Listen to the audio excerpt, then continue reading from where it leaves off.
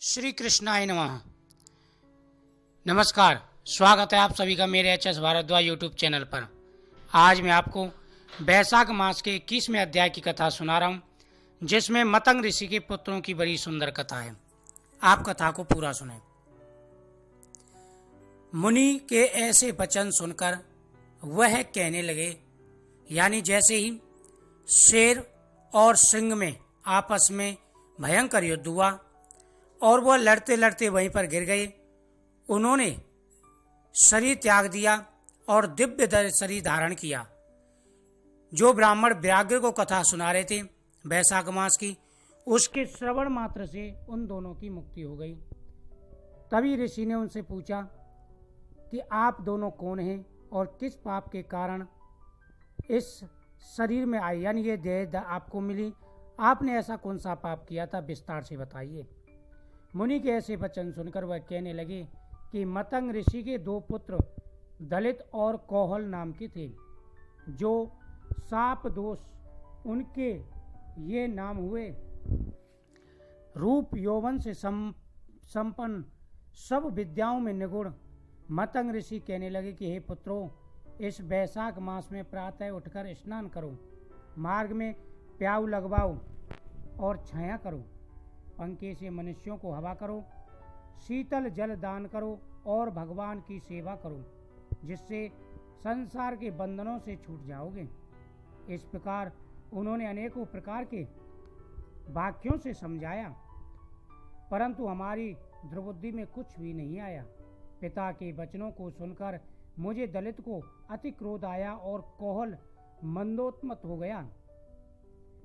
तब धर्म की लालसा करने वाले हमारे पिता ने क्रोधित होकर श्राप दिया कि दलित, क्रोध के कारण तुम्हें सिंह और मधु तुम्हें हाथी होने का श्राप देता हूँ, यानी तुम दोनों को इस योनि में, ये दोनों योनि प्राप्त हों और इस योनि में जाकर के तुम रहो।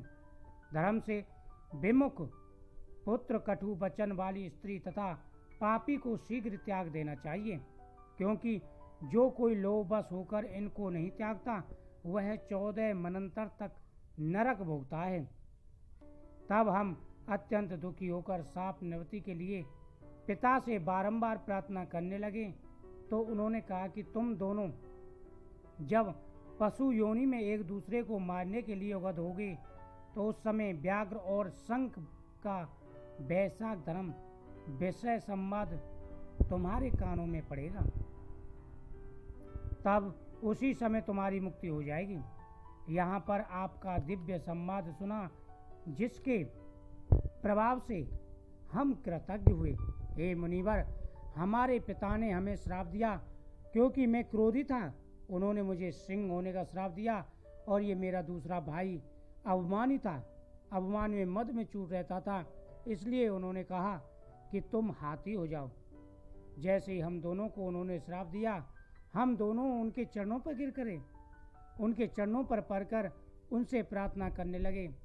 तब हमारे पिता ने हमसे कहा कि तुम चिंता ना करो, बैसाख के महीने में शंख और व्याघ्र, यानी शंख ब्राह्मण और व्याघ्र का संवाद तुम्हारे कानों में पड़ेगा।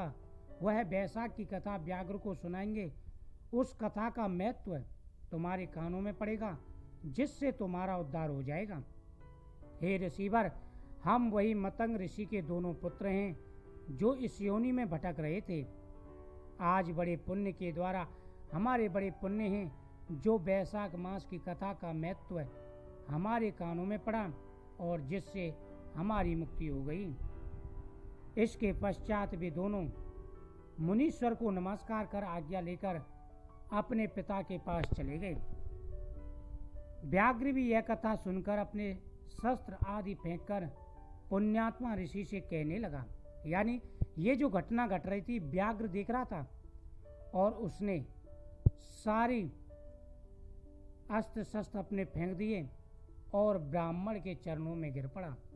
ब्राह्मण के चरणों में गिर करके प्रार्थना करने लगा, बोल बैसाख मातम की जय। बैसाख मातम का इतना महत्व है, जो लोग बैसाख मातम में बैसाख की कथाओं का श्रवण करते हैं, बैसाख मास की कथाओं का श्रवण करते हैं, भगवान की पूजा करते हैं उनकी सभी मनोकामनाएं पूरी हो जाती हैं।